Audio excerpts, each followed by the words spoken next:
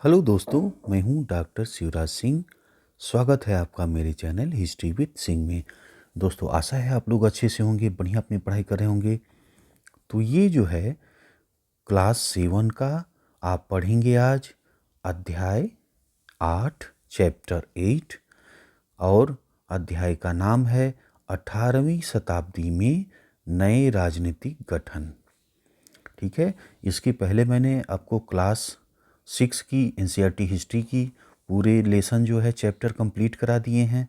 ठीक है, और एनसीईआरटी हिस्ट्री की 7 की जो है मैंने ये देखिए 7 तक क्लास चैप्टर 7 तक मैंने कंप्लीट करा दिया है।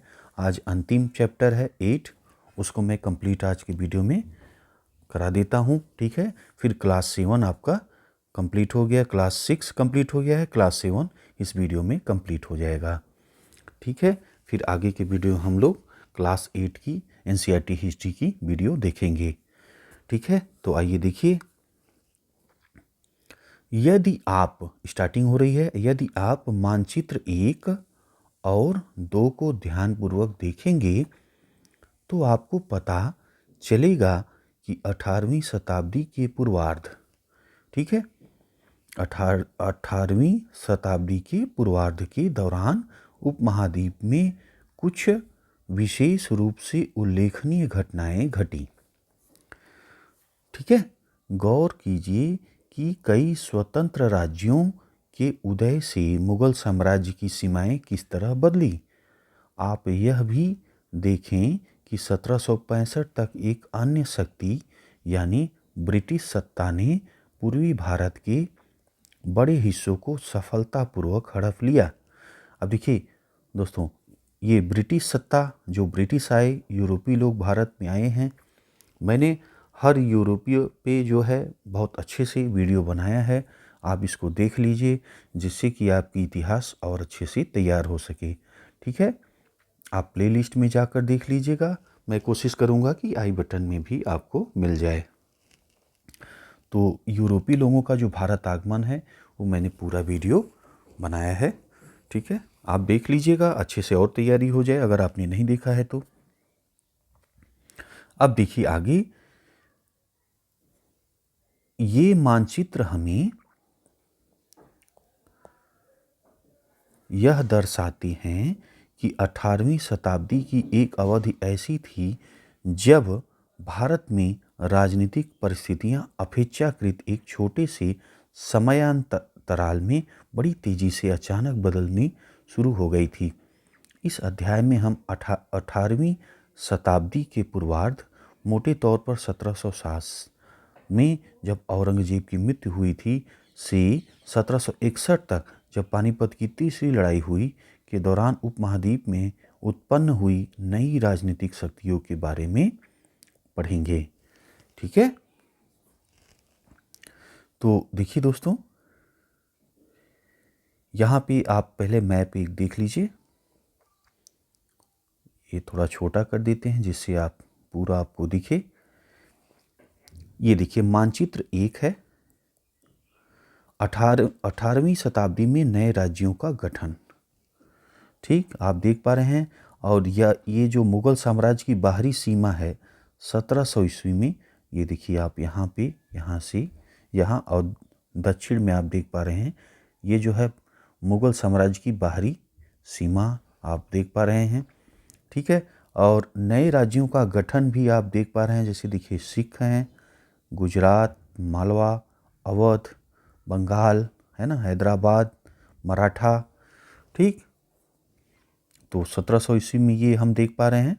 और मैप 2 भी आप देख लीजिए, मानचित्र 2, ये देखिए मानचित्र 2 है। 18वीं शताब्दी के मध्य ब्रिटिश क्षेत्र को आप देख लीजिए। तो ब्रिटिश क्षेत्र देखिए 18वीं शताब्दी के यहाँ पे, ये देखिए ये क्षेत्र हैं, और ये क्षेत्र आप देख पा रहे हैं बिहार, बंगाल। ठीक, कलकत्ता, ढाका, मुर्शिदाबाद, पटना, ये सब क्षेत्र इसमें हैं। ठीक,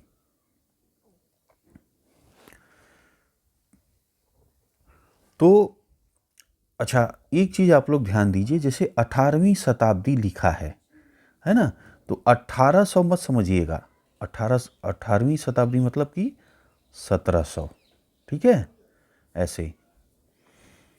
तो ये बच्चों को कन्फ्यूजन होती है, तो मैं ये बता दे रहा हूँ आपको, ठीक है। 18वीं शताब्दी लिखा है तो यानी 1700 ईस्वी के जो कालक्रम हैं वो है आएंगे। अब जैसे 19वीं शताब्दी लिखा है तो जो 1808, 1810, 1830, 1840 है ना, ये जो है 19वीं शताब्दी में आएंगे। ठीक है, 20वीं शताब्दी में अब आप लोग जो है बताओ कमेंट करके कि 20वीं शताब्दी में कौन सा सन आएगा और कहाँ तक आएगा, कमेंट करके आप लोग बताइएगा। ठीक है, तो पता लगे कि आप लोग ध्यान से पढ़ रहे हैं कि नहीं पढ़ रहे हैं। चलिए अगला पॉइंट देखिए, मुगल साम्राज्य और परवर्ती मुगलों के लिए संकट की स्थिति। ठीक, आइए देखिए, अध्याय 4 में आपने देखा कि मुगल साम्राज्य अपनी सफलता की ऊंचाई पर किस प्रकार पहुंचा था और फिर 17वीं शताब्दी के अंतिम वर्षों में उसके सामने तरह तरह के संकट किस प्रकार खड़े होने लगे थे। ऐसा अनेक कारणों से हुआ। बादशाह औरंगजेब ने दक्कन में, ठीक है, 1679 से लंबी लड़ाई लड़ते हुए साम्राज्य के सैन्य और वित्तीय संसाधनों को बहुत अधिक खर्च कर दिया था। ठीक है, औरंगजेब के उत्तराधिकारियों के शासनकाल में साम्राज्य की प्रशासन की कार्यकुशलता समाप्त होने लगी और मनसबदारों की शक्तिशाली वर्गों को वश में रखना केंद्रीय सत्ता के लिए कठिन हो गया। ठीक है, सूबेदार के रूप में नियुक्त अभिजात अक्सर राजस्व और सैन्य प्रशासन, दीवानी एवं फौजदारी दोनों कार्यालयों पर नियंत्रण रखते थे। इससे मुगल साम्राज्य के विशाल क्षेत्रों पर उन्हें विस्तृत राजनैतिक, आर्थिक और सैन्य शक्तियां मिल गई। जैसे जैसे सूबेदारों ने प्रांतों पर अपना नियंत्रण सुदृढ़ किया, राजधानी से में पहुंचने वाले राजस्व की मात्रा में कमी आती गई। ठीक है, उत्तरी तथा पश्चिमी भारत के अनेक हिस्सों में हुए जमींदारों और किसानों के विद्रोह और कृषक आंदोलनों ने इन समस्याओं को और भी गंभीर बना दिया। कभी कभी ये विद्रोह बढ़ते हुए करों के भार के विरुद्ध किए गए थे और कभी कभी ये शक्तिशाली सरदारों द्वारा अपनी स्थिति को सुदृढ़ बनाने की कोशिश थी। अतीत में विद्रोह समूहों ने मुगल सत्ता को चुनौती दी थी, परंतु अब ऐसे समूह ने जो क्षेत्र के आर्थिक संसाधनों का प्रयोग अपनी स्थितियों को मजबूत करने के लिए किया। जिस तरह से धीरे धीरे राजनीतिक व आर्थिक सत्ता प्रांतीय सूबेदारों, स्थानीय सरदारों, अन्य समूहों के हाथों में आ रही थी, औरंगजेब के उत्तराधिकारी इस बदलाव को रोक न सके। ठीक है,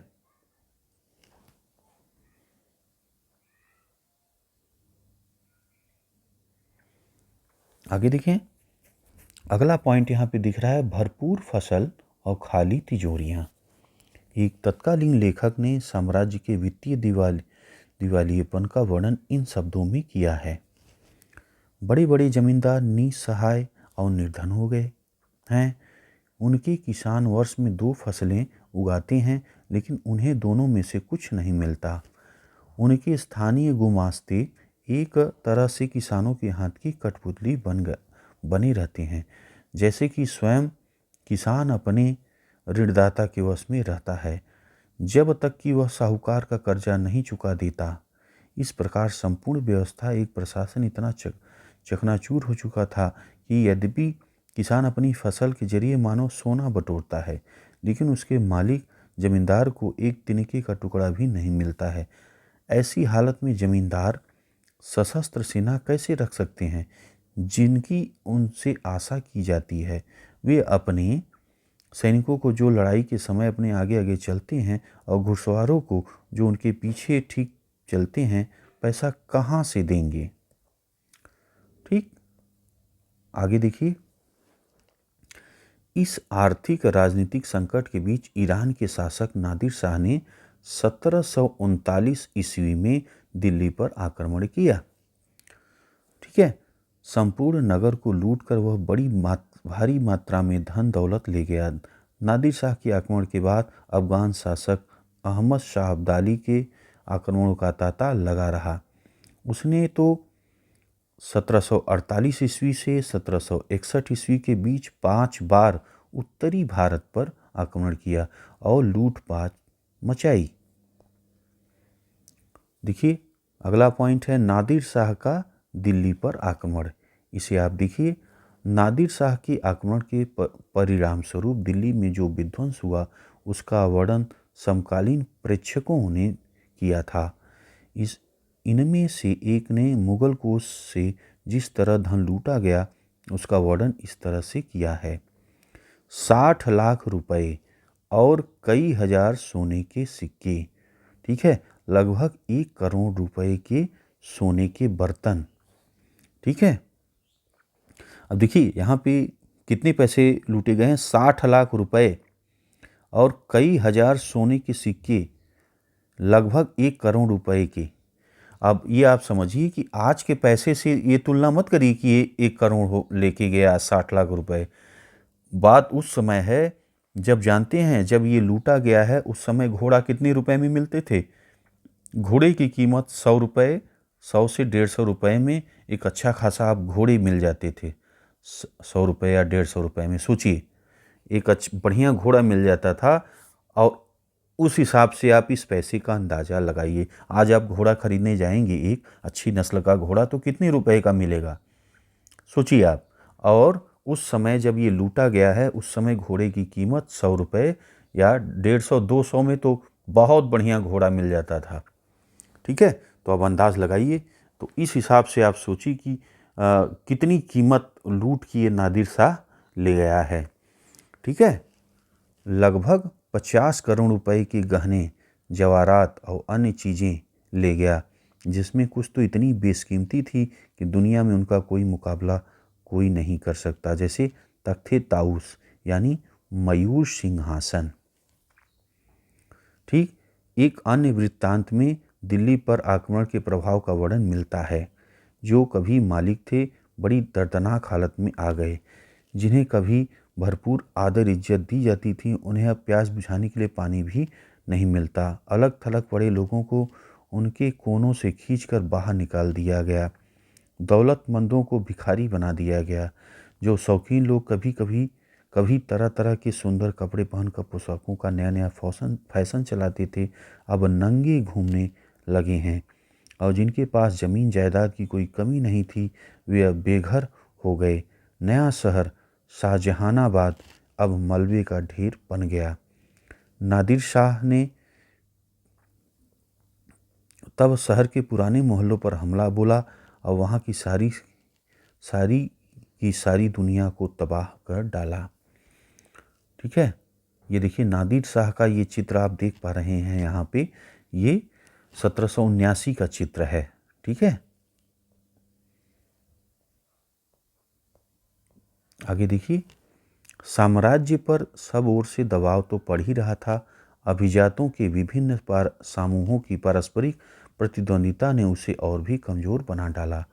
ये अभिजात 2 बड़े गुटों में बटे हुए थे, ईरानी और तुरानी यानी तुर्क मूल के, ठीक है। तुरानी यानी तुर्क मूल के।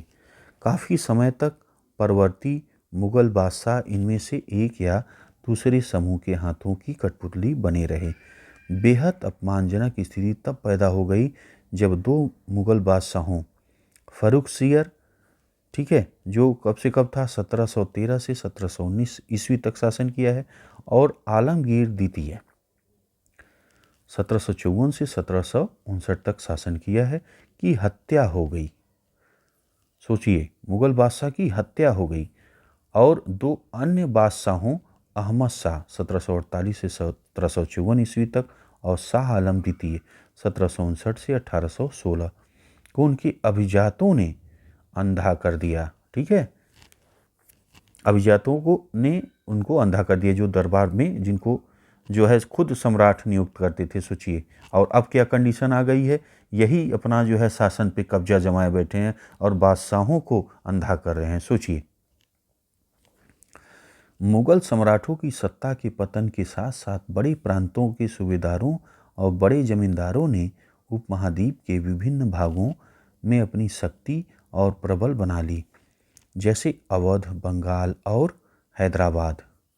ठीक है, ध्यान से देखिए, मुगल सम्राटों की सत्ता के पतन के साथ साथ बड़े प्रांतों के सूबेदारों और बड़े जमींदारों ने उपमहाद्वीप के विभिन्न भागों में अपनी शक्ति और प्रबल बना ली।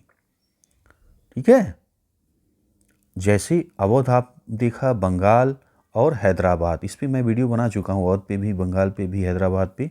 अगर नहीं देखा है तो आप देख लीजिएगा। यहाँ पे आप चित्र 2 देख रहे हैं, एक अभिजात के दरबार में स्वागत करते हुए फर्रुखसियर, ये देखिए आप। ठीक है, अब आइए राजपूत, अगला पॉइंट है। बहुत से राजपूत घराने, विशेष रूप से अंबर और जोधपुर के राजघराने, मुगल व्यवस्था में विशिष्टता के साथ सेवारत रहे। बदले में उन्हें अपने वतन जागीरों पर पर्याप्त स्वायत्ता का आनंद लेने की अनुमति मिली हुई थी। अब 18वीं शताब्दी में इन शासकों ने अपने आसपास के इलाकों पर अपने नियंत्रण का विस्तार करने के लिए अपने हाथ पांव मारने शुरू किए। जोधपुर के राजा अजीत सिंह ने भी मुगल दरबार की गुटी राजनीति में अपने पैर फंसा दिए। इन प्रभावशाली राजपूत घरानों ने गुजरात और मालवा के लाभदायक सूबों की सूबेदारी का दावा किया। जोधपुर के राजा अजीत सिंह को गुजरात की सूबेदारी और अंबर के सवाई राजा जय सिंह को मालवा की सूबेदारी मिल गई। बादशाह जहांदार शाह 1713 ईस्वी में इन राजाओं के इन पदों का नवीनीकरण कर दिया। उन्होंने अपने वतनों के पास पड़ोस शाही इलाकों के कुछ हिस्सों पर कब्जा करने की भी कोशिश की। जोधपुर राजघराने ने नागौर को जीत लिया और अपने राज्य में मिला लिया। दूसरी ओर अंबर ने भी बूंदी के बड़े हिस्सों पर कब्जा कर लिया। सवाई राजा जयसिंह ने जयपुर में अपनी नई राजधानी स्थापित की। उसे 1722 में आगरा की सूबेदारी दे दी गई। 1740 के दशक में राजस्थान में मराठों के अभियानों ने रजवाड़ों पर भारी दबाव डालना शुरू किया, जिससे उनका अपना विस्तार आगे होने से रुक गया। ठीक है, ये देखिए आप, चित्तौड़ किला राजस्थान का ये चित्र आप देख पा रहे हैं। कई राजपूत सरदारों ने पहाड़ियों की चोटी पर किले बनाए, जो सत्ता के केंद्र बने। व्यापक किलेबंदी के साथ इन भव्य संरचनाओं में नगर, महले, मंदिर, व्यापारिक केंद्र, जल संग्रहण संरचनाएं और अन्य इमारतें होती थी। चित्तौड़गढ़ के किले में तालाब, कुंडी यानी कुआं, बावली जैसे कई जल निकाय थे। ठीक है, आगे देखिए, जयपुर के राजा जयसिंह, देखिए इनके बारे में। 1732 के एक फारसी वृत्तांत में राजा जयसिंह का वर्णन। राजा जयसिंह अपनी सत्ता के चरम सीमा पर थे। ठीक है, 12 वर्ष के लिए वे आगरा के सूबेदार रहे और 5 या 6 वर्ष के लिए मालवा के। उनके पास विशाल जो है सेना, तोपखाना, भारी मात्रा में धन संपदा थी। उनका प्रभाव दिल्ली से लेकर नर्मदा तट तक फैला हुआ था। ठीक है, ये आप देख पा रहे हैं, ये जो चित्र है, चित्र नंबर 5, मेहरानगढ़ किला जोधपुर का, ये आप देख पा रहे हैं। ठीक, और देखिए, कई राजपूत शासकों ने मुगलों का अधिराज्यत्व स्वीकार किया था, लेकिन मेवाड़ एकमात्र ऐसा राजपूत राज्य था जिसने मुगल सत्ता को चुनौती दी। राणा प्रताप 1772 ईस्वी में उदयपुर तथा मेवाड़ के बड़े क्षेत्र पर नियंत्रण के साथ मेवाड़ की राजगद्दी पर आसीन हुए। राणा के पास मुगल अधिराज्यत्व को स्वीकार करने के लिए कई दूतों को भेजा गया, लेकिन वे अपने निर्णय पर दृढ़ रहे। ठीक है, यह आप चित्र नंबर 4 देखिए, ये है जयपुर का जंतर मंतर। ठीक, अम्बेर के शासक सवाई जयसिंह ने दिल्ली, जयपुर, उज्जैन, मथुरा और वाराणसी में 5 खगोलीय वेधशालाओं का निर्माण किया। जंतर मंतर के नाम से विख्यात इन वेधशालाओं में खगोलीय पिंडों के अध्ययन हेतु उपकरण हैं, कई उपकरण हैं। ठीक, आज़ादी हासिल करना, अगला पॉइंट आप सिख देखिए। अध्याय 6 में आपने पढ़ा कि 17वीं शताब्दी के दौरान सिख एक राजनैतिक समुदाय के रूप में गठित हो गए हैं। सिख पे भी मैंने दोस्तों अलग से वीडियो बनाया है, आप देख लीजिएगा अगर नहीं देखा है आपने। इससे पंजाब के क्षेत्रीय राज्य निर्माण को बढ़ावा मिला। गुरु गोविंद सिंह 1699 ईस्वी में खालसा पंथ की स्थापना से पूर्व और उसके पश्चात राजपूत व मुगल शासकों के खिलाफ कई लड़ाइयाँ लड़ी। 1708 में ईस्वी में गुरु गोविंद सिंह की मृत्यु के बाद बंदा बहादुर के नेतृत्व में खालसा ने मुगल सत्ता के खिलाफ विद्रोह किए। उन्होंने बाबा गुरु नानक और गुरु गोविंद सिंह के नामों वाले सिक्के गढ़कर अपने शासन को सार्वभौम बताया। सतलुज और यमुना नदियों के बीच के क्षेत्र उन्होंने अपने प्रशासन की स्थापना की। 1715 ईस्वी में बंदा बहादुर को बंदी बना लिया गया और उसे 1716 ईस्वी में मार दिया गया। 18वीं शताब्दी में कई योग्य नेताओं के नेतृत्व में सिखों ने अपने आप को पहले जत्थों में और बाद में मिसलों में संगठित किया। इन जत्थों और मिसलों की संयुक्त सेनाएं दल खालसा कहलाती थी। इन दिनों दल खालसा बैसाखी और दिवाली के पर्वों पर अमृतसर में मिलता था। इन बैठकों में वे सामूहिक निर्णय लिए जाते थे। उन्हें गुरुमत्ता, गुरु के प्रस्ताव कहा जाता था। सिखों ने राखी व्यवस्था स्थापित की, जिसके अंतर्गत किसानों से उनकी उपज का 20% कर के रूप में लेकर बदले में उन्हें संरक्षण प्रदान किया जाता था। ठीक, ये आप देखिए दोस्तों, चित्र नंबर 7 है महाराजा रणजीत सिंह की तलवार। ठीक, ये आप देख पा रहे हैं। और 10वें गुरु गोविंद सिंह का चित्र ये आप देख पा रहे हैं। ठीक,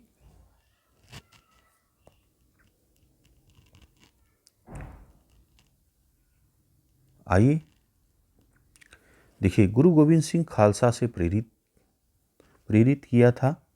गुरु गोविंद सिंह ने खालसा को प्रेरित किया था कि शासन उनके भाग्य में है, राज करेगा खालसा। अपने सुनियोजित संगठन के कारण खालसा पहले मुगल सूबेदार के खिलाफ और फिर अहमद शाह अब्दाली के खिलाफ सफल विरोध प्रकट कर सका। अहमद शाह अब्दाली ने मुगलों से पंजाब का समृद्ध प्रांत और सरहिंद की सरकार को अपने कब्जे में कर लिया था। खालसा ने 1765 ईस्वी में अपना सिक्का गढ़कर सार्वभौम शासन की घोषणा की। यह महत्वपूर्ण है कि सिक्के पर उत्कीर्ण शब्द वही थे जो बंदा बहादुर के समय में खालसा के आदेशों में पाए जाते हैं। 18वीं शताब्दी के अंतिम भाग में सिख इलाके सिंधु यमुना तक फैले हुए थे, यद्यपि ये विभिन्न शासकों में बटे हुए थे। इनमें एक शासक महाराजा रणजीत सिंह ने विभिन्न सिख समूहों में फिर से एकता कायम करके 1799 ईस्वी में लाहौर को अपनी राजधानी बनाया। ठीक है, लाहौर को भी राजधानी बनाते हैं और जो आध्यात्मिक अमृतसर जो था उसको भी जो है ये कब्जा करते हैं। और जो यानी इनके अंदर में दोनों राजधानी आ जाती है, लाहौर जो राजनीतिक राजधानी थी और अमृतसर पे भी ये कब्जा कर लेते हैं। धार्मिक राजधानी भी इनके कब्जे में आ जाती है महाराजा रणजीत सिंह के। ठीक है, इन पे वीडियो मैंने पूरा बनाया है, आप देख लीजिए तो और अच्छे से तैयार हो जाएगा अगर आपने नहीं देखा है तो। चित्र 8 आप देखिए, शिवाजी का रूप चित्र। यहाँ पे देखिए 17वीं सदी के अंत तक दक्कन में शिवाजी के नेतृत्व में एक शक्तिशाली राज्य के उदय की शुरुआत हुई, जिससे अंततः एक मराठा राज्य की स्थापना हुई। शिवाजी का जन्म 1630 ईस्वी में शाहजी और जीजाबाई से हुआ। अपनी माता और अभिभावक दादा कोंडदेव के मार्गनिर्देशन में शिवाजी कम उम्र में ही विजय पथ पर निकल पड़े। जावली पर कब्जे ने उन्हें मवाला पठारों का अविवादित मुखिया बना दिया, जिसने उनके क्षेत्र विस्तार का पथ प्रशस्त किया। बीजापुर और मुगलों के खिलाफ उनके कारनामों ने उन्हें विख्यात व्यक्तित्व बना दिया। ठीक है, वे अपने विरोधियों के खिलाफ प्रायः गोरिल्ला युद्ध कला का प्रयोग करते थे। ठीक है, गोरिल्ला युद्ध कला, समझ रहे हैं ना।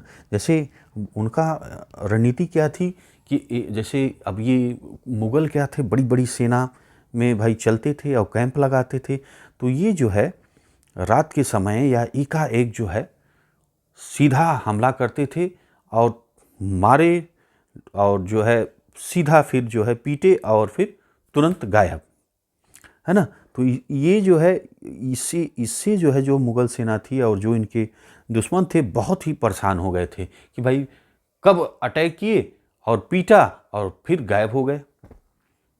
तो ये थी इनकी रणनीति। चौथ और सरदेशमुखी पर आधारित राजस्व संग्रह प्रणाली की सहायता से उन्होंने एक मजबूत मराठा राज्य की नींव रखी।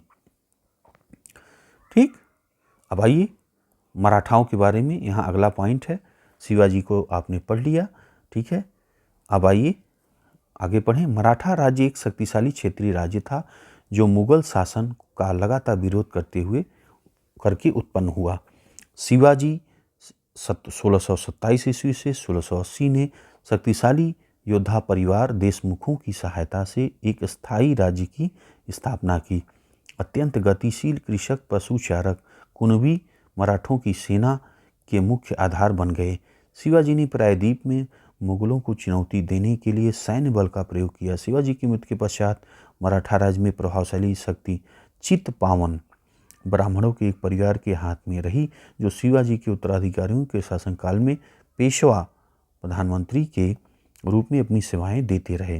पुणे मराठा राज्य की राजधानी बन गया। ठीक है, क्या बना? पुणे क्या बना? मराठा राज्य की राजधानी बन गया। पेशवाओं की देखरेख में मराठों ने एक अत्यंत सफल सैन्य संगठन का विकास किया। उनकी सफलता का रहस्य ये था कि वे मुगलों के किलाबंद इलाकों से टक्कर न लेते हुए उनके पास चुपचाप निकलकर शहरों कस्बों पर हमला बोलते और मुगल सेना से जो है ऐसी मैदानी इलाकों में मुठभेड़ लेते जहां रसद पाने और कुमक आने की रास्ते आसानी से रोके जा सकते थे। ठीक है, अब आप देखिए इनकी रणनीति देख रहे हैं ना। पेशवाओं की देखरेख में मराठों ने एक अत्यंत सफल सैन्य संगठन का विकास किया। ठीक है, और देखिए उनकी सफलता का रहस्य यह था कि मुगलों के किलाबंद इलाकों से, अब देखिए टक्कर न लेते हुए, देख रहे हैं ना रणनीति, समझिए, उनके पास से चुपचाप निकलकर शहरों कस्बों पर हमला बोलते थे। ठीक है, और मुगल सेना से ऐसे मैदानी इलाकों में मुठभेड़ लेते थे जहां रसद पाने और कुमुक आने के रास्ते आसानी से रोके जा सकते थे। ठीक, तो ये रणनीति थी कि एक भारी भरकम सेना, ये इनकी मात्रा कम होते हुए भी कैसे मुगल की भारी भरकम सेना को जो है ये पीट देते थे।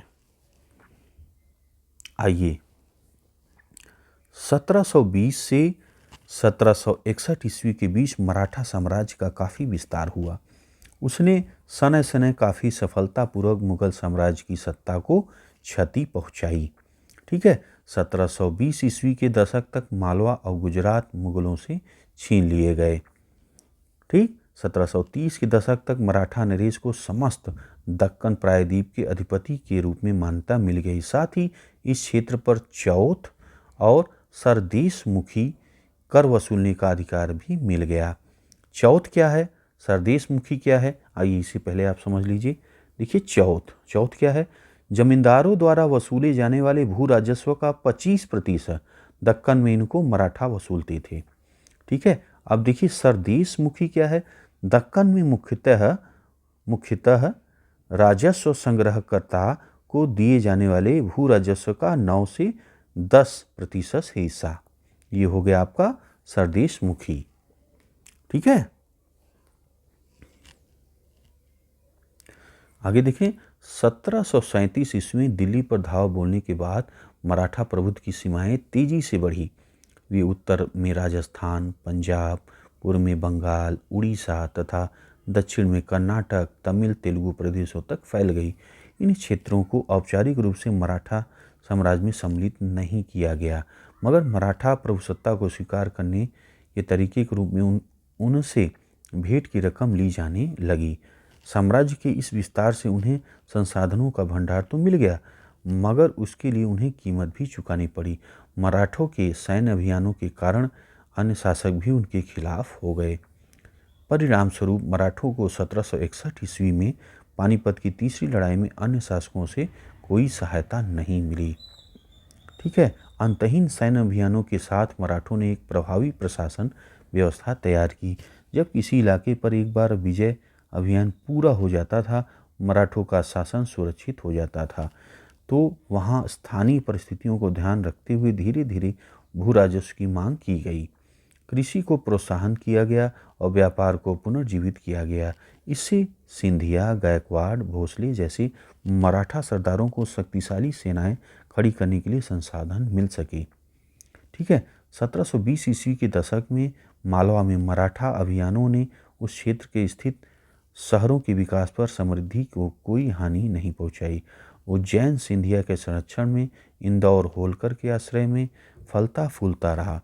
ये शहर हर तरह से बड़े और समृद्धशाली थे और वे महत्वपूर्ण वाणिज्यिक और सांस्कृतिक केंद्रों के रूप में कार्य कर रहे थे।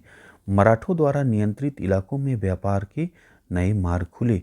चंदेरी के क्षेत्रों में उत्पादित रेशमी वस्त्रों को मराठों की राजधानी पुणे में नया बाजार मिला। बुरहानपुर पहले आगरा और सूरत के बीच की धुरी पर ही अपने व्यापार में संलग्न था, लेकिन अब उसने अपने वाणिज्यिक भीतरी क्षेत्र को बढ़ाकर दक्षिण पुणे और नागपुर को तथा पूर्व में लखनऊ, इलाहाबाद को शामिल कर लिया था। ठीक है, बाजीराव प्रथम, जो बाजीराव बल्लाल नाम से भी जाना जाता है, पेशवा बालाजी विश्वनाथ के पुत्र थे। वह एक महान मराठा सेनापति थे। उन्हें विंध्य पार मराठा राज्य के विस्तार का श्रेय प्राप्त है तथा वे मालवा, बुंदेलखंड, गुजरात और पुर्तगालियों के खिलाफ सैन्य अभियानों के लिए भी जाने जाते हैं। ठीक है, तो बाजीराव प्रथम भाई गजब का सेनानी था। इनको जो है मुगल शासक ने इनका चित्र बनवाने के लिए एक चित्रकार को भेजा। सुनिएगा, बड़ी रोचक स्टोरी है। तो ये जो है जब भेजे इन्होंने कि भाई जाओ उसका चित्र बना के लाओ अपने चित्रकार से, कैसा है। तो चित्रकार गया और जो है चित्र उसका बनाया कि घोड़े पे बैठा है, जा रहा है और रास्ते में जो भी जैसे पौधे हैं, पौधों को जैसे खेती है, मान लीजिए गेहूं के पौधे हैं, उगे हुए हैं, तोड़कर खाता हुआ आगे बढ़ता जा रहा है। और ये स्टोरी जब उसने देखा, चित्र देखा, स्टोरी, तो भाई तब जो है मुग़ल बादशाह जो थे वो घबरा गए कि बाप रे, ये आदमी नहीं, ये तो कोई भूत है। और गजब का जो है भाई ये बाजीराव प्रथम सेनानी था। इनके बारे में भी मैंने वीडियो बनाया है, आप देखना चाहें तो देख लीजिएगा। ठीक है, आगे देखिए जाट। अब ये पॉइंट पढ़िए, अन्य राज्यों की तरह जाटों ने भी 17वीं और 18वीं शताब्दी में अपनी सत्ता सुदृढ़ की। अपने नेता चूड़ामन के नेतृत्व में उन्होंने दिल्ली के पश्चिम में स्थित क्षेत्रों पर अपना नियंत्रण कर लिया। 1680 ईस्वी के दशक तक आते आते उनका प्रभुत्व दिल्ली और आगरा के दो शाही शहरों के बीच के क्षेत्रों में होना शुरू हो गया। वस्तुतः कुछ अरसे के लिए आगरा शहर के अभिरक्षक ही बन गए। जाट समृद्ध कृषक थे। उनके प्रभुत्व क्षेत्र में पानीपत, बल्लभगढ़ जैसे शहर महत्वपूर्ण व्यापारी केंद्र बन गए। ठीक है, सूरजमल के राज में भरतपुर शक्तिशाली राज्य रूप में उभरा। 1739 ईस्वी में जब नादिर शाह ने दिल्ली पर हमला बोलकर उसे लूटा तो दिल्ली के कई प्रतिष्ठित व्यक्तियों ने भरतपुर में शरण ली। नादिर शाह के पुत्र जवाहिर शाह के पास 3000 सैनिक थे। उसने 20,000 अन्य सैनिक मराठाओं से लिए, 15,000 सैनिक सिखों से लिए और इन सब के बलबूते वह मुगलों से लड़ा। ठीक है, आइए यहाँ पे पढ़िए, जाटों की शक्ति सूरजमल के समय पराकाष्ठा पे पहुंची, जिन्होंने 1756 ईस्वी से 1763 के दौरान भरतपुर जाट राज्य को आधुनिक राजस्थान में संगठित किया। सूरजमल के राजनैतिक नियंत्रण में जो क्षेत्र शामिल थे उसमें आधुनिक पूर्वी राजस्थान, दक्षिणी हरियाणा, पश्चिमी उत्तर प्रदेश, दिल्ली शामिल थे। सूरजमल ने कई किले और महल बनवाए, जिसमें भरतपुर का प्रसिद्ध लोहागढ़ का किला इस क्षेत्र में सबसे मजबूत किलों में से एक था। ठीक है, आगे देखिए, जहां भरतपुर का किला काफ़ी हद तक पारंपरिक शैली में बनाया गया, वहीं दीग में जाटों ने अंबर और आगरा की शैलियों का समन्वय करते हुए एक विशाल बाग महल बनवाया। शाही वास्तुकला से जिन रूपों को पहली बार शाहजहां के युग में जोड़ा गया, दीग की इमारतें उन्हें रूपे के नमूनों पर बनाई गई। ठीक है, ये देखिए चित्र 9 आप देख पा रहे हैं, 18वीं सदी की दीग का राजमहल समूह है। ठीक है, इमारत की छत पर मुख्य सभा भवन बांग्ला गुंबद पर गौर करें। तो भाई ये देखिए बांग्ला गुंबद। चलिए, तो दोस्तों ये आपका अध्याय कंप्लीट हो गया। चैप्टर 8 क्लास 7 का कंप्लीट हो गया। ठीक है, अब जो है क्लास 7 का अपने एनसीईआरटी हिस्ट्री आपकी कंप्लीट हो गई। अब अगली वीडियो में हम अब जो है आपको बताएंगे क्लास 8 का। ठीक है, क्लास 8 का एनसीईआरटी हिस्ट्री पढ़ेंगे अगले वीडियो में। ठीक है, तो दोस्तों आशा है आपको वीडियो जो है जो मैंने बताया समझ में आया होगा। अगर कुछ चीज़ें नहीं समझ में आई है तो आप जो है कमेंट बॉक्स में बताइएगा। ठीक है, और अगर अच्छा लगा है भाई तो ज़रूर लाइक करिए और ये चीज़ें दोस्तों में शेयर करिए। मिलते हैं आपसे अगले वीडियो में। वीडियो आपने देखा इसके लिए आपका बहुत बहुत धन्यवाद।